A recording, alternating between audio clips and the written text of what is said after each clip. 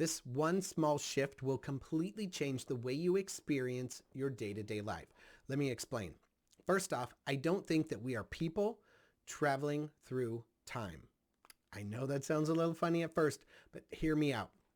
I believe that we are people that time travels through. So I'll give you a quick example. Have you ever been to a party with your loved one? You go to that party, you're having a miserable time. You're sitting on the sofa, your significant other inside the kitchen, talking to everybody else, having an amazing time. You're both there for 3 hours. And at the end of that 3 hours, you feel like you've been there for 100 hours and they feel like they just arrived. That is because you both experienced the same exact 3 hours at a different rate based on your experience. So you were either having a miserable time, so everything dragged on, or you were having an awesome time and time flew by. That's the key. You're the constant, not time. Time isn't a constant timeline that we're traveling across this timeline. We are people. We experience the present and only the present. Time moves through us and that's it. Meaning, if you want to change the way you're going to feel in a moment, you do it by describing it now. So here's the kicker. We believe that when we describe the present, we're describing what's actually taking place. And that's not the case.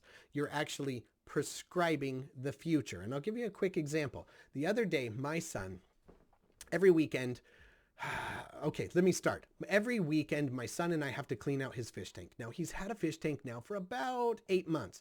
And for the first 7 months, cleaning out this fish tank, we filter, we take it out, we put it in a bucket, we bring it down to the kitchen sink, we take it apart.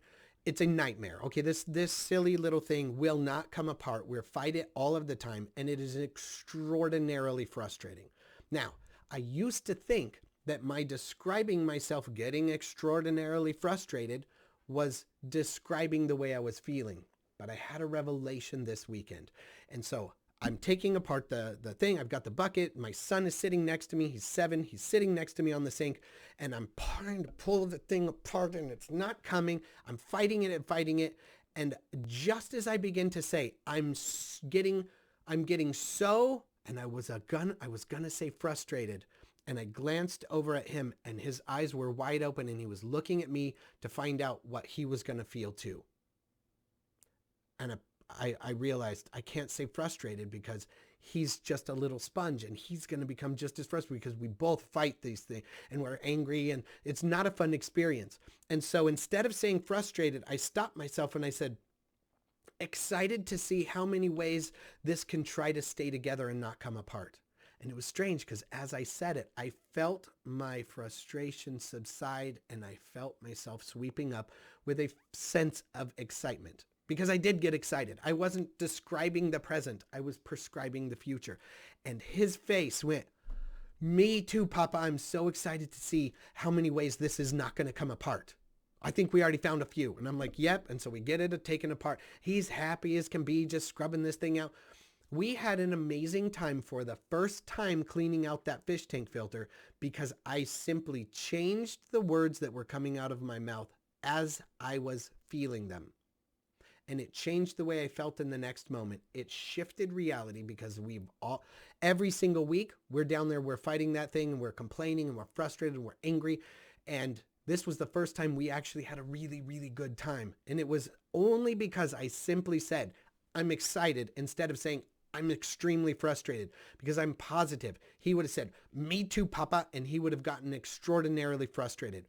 So simply changing the way you describe things will change the prescription for the moment that's about to happen because you're the constant. And when you describe yourself differently as the next moment comes into you, you're already there. So be careful how you describe what's going on in the moment.